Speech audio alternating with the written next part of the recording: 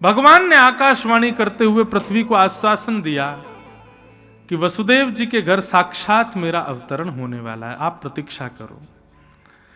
कंस अपनी चचेरी बहन देवकी का विवाह वसुदेव जी से करा के आज उनको विदा करने के लिए जा रहा था। तभी आकाशवाणी हुई और आकाशवाणी में देवताओं ने आज्ञा कर दी, बोले कंस जिस बहन को तुम विदा करने जा रहे हो इसी का 8वां बालक 8वां गर्भ तुम्हारा काल है, तुम्हारी हत्या करेगा, तुम्हारा नाश करेगा। कंस को जैसे ये बात पता चली कि देवकी का 8वां बालक मेरी हत्या करेगा, देवकी को मारने के लिए तलवार निकाल ली। वसुदेव जी ने चरण पकड़ लिए, बोले इनको मत मारो, हम तुम्हें वचन देते हैं जितने बालक जन्म लेंगे हम सब तुमको दे देंगे, लेकिन देवकी को मत मारो। वसुदेव जी की बात पर विश्वास करके कंस ने देवकी जी को छोड़ दिया। पहले बालक ने जन्म लिया तो कंस के हृदय में थोड़ी ममता आ गई, अरे मेरा भांजा है मैं कैसे मारूं। तो नारद जी ने आकर के कहा कि इसको मत छोड़ना। बोले क्यों? बोले प्रथम से 8वां कोई भी मार सकता है, 8वां गर्भ नहीं, कोई भी मार देगा तुमको। देवताओं ने ऐसा क्यों किया? उसके पीछे अनेक कारण हैं। एक कारण यह भी है कि भाई कंस इतना पाप करे कि ठाकुर जी रोक ही नहीं पाए स्वयं को आने से। कंस ने 6 बालकों की हत्या कर दी। 7वें बालक के रूप में बलराम जी पधारे। बलराम जी के गर्भ में आते ही ठाकुर जी ने योग माया को आज्ञा कर दी, बोले जन्म लेते ही कंस को मार देंगे, जो काम हमारा है वो काम बलराम जी कर देंगे, इसलिए कैसे भी करके इनका स्थानांतरित करो। तो कुछ महीने देवकी मैया के गर्भ में रहने के बाद बलराम जी रोहिणी मैया के गर्भ में स्थानांतरित किए गए और कंस को यह समाचार मिला कि 7वां बालक गर्भ में ही नष्ट हो गया। 8वें बालक के रूप में अब भगवान श्री कृष्ण पधार रहे हैं। कंस ने महाराज डबल ताले लगा दिए, सैनिकों को तैनात कर दिया, तैयार रहो मेरा शत्रु जन्म लेने वाला है। भादों का महीना, अष्टमी तिथि, मंदम मंदम जलधरा, मंदम मंदम जलधारा गिर रही है और जैसे ही अर्धरात्रि हुई, अर्धरात्रि में चंद्रमा बिल्कुल मध्यस्थ जैसे ही पहुंचे हैं। भादों का महीना, अष्टमी तिथि, अर्धरात्रि के दिन, मंदम मंदम जलधारा। भागवत में वर्णन है वायु में भी चंदन की सुगंध आ रही है, मंदराचल पर्वत से चंदन की लकड़ियों की सुगंध लेकर के वायु बह रही है। सब लोग अत्यंत गहरी नींद में सोए हैं और तब मथुरा में कंस के कारागृह में देवकी मैया के गर्भ से एक दिव्य तेज प्रकट हुआ और उस दिव्य तेज के साथ साथ स्वयं श्रीमन नारायण भगवान ही बाल कृष्ण रूप में प्रकट हुए। बोलो बाल कृष्ण लाल की।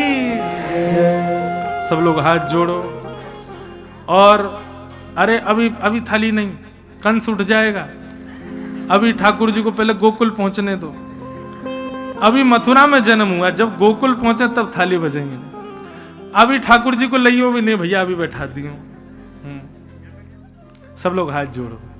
ठाकुर जी कैसे हैं, उनके रूप का दर्शन करो।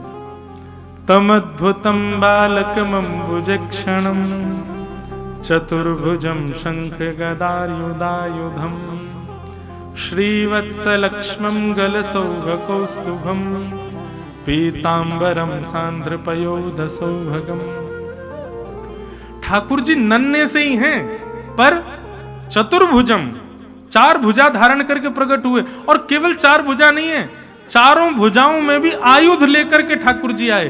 पीतांबरी पहन करके आए हैं, गले में कौस्तुभ मणि पहन करके आए, मुकुट पहन करके आए हैं, शंख चक्र गदा पद्म हाथ में सुशोभित हैं। देवकी मैया ने पहले दर्शन करके प्रणाम किया, बलैयां लेने लगे, लेकिन फिर कहने लगे ठाकुर जी आप तो पिताजी बन के आए हो, लाला बन के नहीं आए हैं। कपड़ा उपड़ा पहन के बिल्कुल आयुध हाथ में लेकर के, ऐसे कौन बालक आता है? बोल मैया जन्म लेते ही बालकों को मारने मामा कंस आ जाता है, इसलिए हम तो पूरे शंख चक्र गदा पद्म सब संग लेकर के आते ही मामा को मार देंगे। देवकी मैया ने जिज्ञासा की, हे नाथ, एक मां का सबसे बड़ा सुख होता है बालक को जन्म लेते ही अपने आंचल में भरना और अपने पयोधर का उसको पान कराना। मेरे 6 बालकों के प्रसव काल में कंस मेरे सिर पर आके खड़ा हो जाता था और गर्भ से बालक निकलते मैं देख नहीं पाती थी, कंस मार देता था। इतना कष्ट मैंने सहा, लेकिन इस कष्ट को सहने का बल केवल एक आशा रखती थी कि अष्टम गर्भ में आप पधारोगे तो आपको हृदय से लगाऊंगी, आपको अपना पयोधर पिलाऊंगी। नाथ, आप 4 भुजा में आए हो, ऐसे बन के आए हो, मैं कैसे गोद में लूं नाथ? ठाकुर जी बोले, मैया, यदि आपकी भावना की पूर्ति के लिए मैं 2 भुजा अंतर ध्यान कर लूं, बालक बन जाऊं, आपके पयोधर का पान करूं, तो फिर मैं पूरी लीला करूंगा, ब्रज जाऊंगा, 11 वर्ष 56 दिन गोपियों के संग बढ़िया आनंद करेंगे, ग्वालों के संग लीला करेंगे, और फिर 11 वर्ष का विरह आपको सहना पड़ेगा। 11 वर्ष बाद लौट करके आऊंगा, तब आपको मेरा दर्शन होगा, मंजूर है? देवकी मैया बोली, एक क्षण का ये ठाकुर जी की लीला है। मैं कल भी कह रहा था ना, ठाकुर जी पहेली हैं भैया।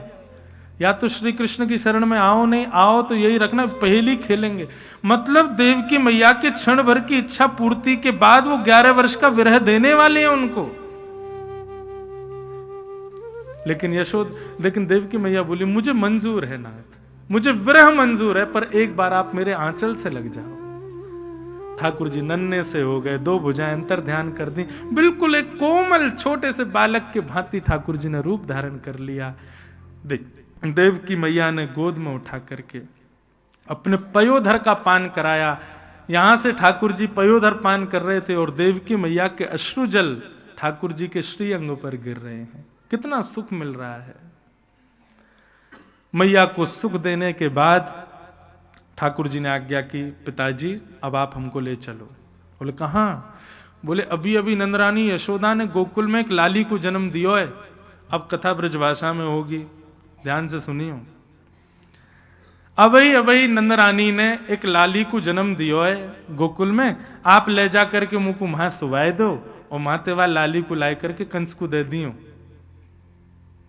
वसुदेव जी बोले, आप तो ऐसे बोल रहे हो जैसे ये तो कोई गाजर मूली तोड़े वालो काम है। हाथन में हथकड़ियां, पैरन में बेड़ियां लगी हैं, इतने द्वारपाल और ये सब ताले वाले लगे, कैसे लेके जाऊं आपको?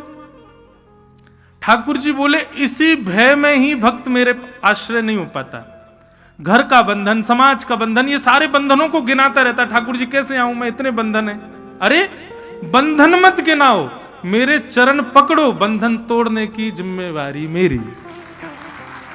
ये बंधन मत गिनाते रहा करो, ये कारण, ये बंधन। अरे आप आओ तो सही शरण में। पिताजी आप मुझको गोद में लियो तो सही, पहले ही बंधन दिखा रहे हो मुझको। जैसे ही वसुदेव जी ने ठाकुर जी को गोद में लिया, हाथ की हथकड़ियां खुल गई, पैरों की बेड़ियां खुल गई, चट चट सारे ताले खुल गए, सारे द्वारपाल गहरी निद्रा में सोए हैं, सारे बंधनों को खोल दिया ठाकुर जी ने। ठाकुर जी बोले, अब ले चलो मुझको। और वसुदेव जी श्री ठाकुर जी को लेकर के गोकुल जा रहे हैं। मंदम मंदम जलधारा गिर रही है आकाश से। शेषनाग छत्री बनकर के ठाकुर जी के पीछे चल रहे हैं।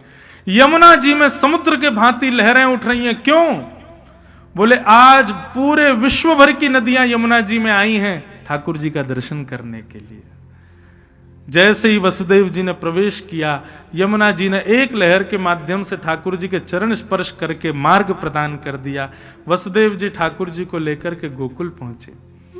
गोकुल में भी सब गहरी निद्रा में सोए हैं, योग निद्रा में सब सोए हैं। नंदरानी के भवन में जाकर के एक नन्ही सी बालिका सोई थी, उसको उठा करके ठाकुर जी को वहां पहुंचा दिया। और बालिका को लेकर के जैसे ही मथुरा आए, सारे ताले लग गए, बेड़ियां लग गई, हथकड़ियां लग गई, दरबान सब उठ गए और बालिका रोने लगी। ठाकुर जी का आश्रय लोगे, सब बंधन टूट जाएंगे, और जैसे ही माया के आश्रय में जाओगे, सारे बंधन फिर पकड़ लेंगे। यही है माया और ठाकुर जी में भेद। कंस दौड़ा दौड़ा आया, मेरा शत्रु, मेरा शत्रु, मेरा शत्रु। कंस बोला, ये बेटा होना तो बेटी कैसे हो गई? देवकी मैया बोली, बेटी है, इसको छोड़ दो। द्वारपालों ने कह दिया, बोले महाराज आपने बेटी समझ को छोड़ दिया तो फिर इस बेटी का बेटा मारेगा आपको, फिर आप भयभीत रहोगे जीवन भर, मार ही दो। कंस ने पकड़ करके चरण और जैसे ही पृथ्वी पर फेंका, अष्टभुजी देवी भद्रकाली के रूप में वो बालिका प्रकट हो गई और प्रकट होकर के कंस के सिर पर पाद प्रहार करते हुए आकाश को प्रस्थान कर गई और बोली, कंस, जिसके भय से तुम बचना चाह रहे हो उसने तो ब्रजमंडल में जन्म ले लिया और तुम्हारा अंत वही करेगा। कंस बोला, एड्रेस बता जाओ, कहां लिया? ये हंसने नहीं, सत्य में पूछा उसने। तो योग माया ने कहा, यत्रत्ववा, कहां लिया है ये नहीं बताऊंगी, लेकिन लिया 84 कोस के ब्रज में है। अब यहां कंस ने महाराज राक्षसों की मीटिंग बुलाई, ढूंढो मेरे शत्रु को। अब कंस को करने दो मीटिंग, आप चलो मेरे संग गोकुल। आहा, सब ब्रजवासी प्रतीक्षा में है कि अब के बार भैया नंद बाबा के लाला होएगो। नंद रानी यशोदा, उनकी 2 ननद हैं, एक को नाम है नंदा, दूसरी को नाम है सुनंदा, मतलब ठाकुर जी की बुआ। 6 महीना ते डेरो डाल के पड़ी है महाराज भाभी की सेवा में। बोले क्यों? लाला होएगा तो गरेवारी मेवा मिलेगी। आज सवेरे सवेरे जैसे ही देखी महाराज की अभी तक नंदरानी अपने भवन से बाहर ना आई, कहा भयो, जैसे ही जाकर के देखी सो नंदरानी के बगल में चदरिया ओढ़ो नेक सो नीलमणि जैसो बालक कुल बुलाए रहे हो है, अपने हाथ पामन को चलाए रहो, लेकिन चदरिया ओढ़ रखी है, पतो ना चल रही कि लाला है कि लाली। नंदा सुनंदा दोनों पहुंच गई, दोनों ने जाके, अरे देखियो कैसे नीलो नीलो सो बालक भयो, नीलमणि जैसो, नील रत्न जैसो बालक है। जब तक ठाकुर जी का नामकरण नहीं हुआ था ना, तब तक ठाकुर जी को सब नीलमणि बोलते थे ब्रज में। अरे नीलमणि घूम रहा हो भैया, हमारो नीलमणि जा रहा है, नीलमणि। ठाकुर जी नीलमणि की तरह चमक रहे हैं। 21 बार हरिशरणम को जाप किया, हरिशरणम हरिशरणम हरिशरणम, और जैसे ही चदरिया हटाई महाराज, नंदा सुनंदा बोली, है क्या है क्या है क्या है क्या है क्या है क्या है क्या है क्या है क्या, बजाए तो इतने में ही नंदा सुनंदा बोली, रुको रुको रुको रुको, अभी और रुको, बैठ जाओ। बोले कहा? बोले सबसे पहले ये खबर जाके नंद बाबा को देंगी, अभी हल्ला मत मचाओ।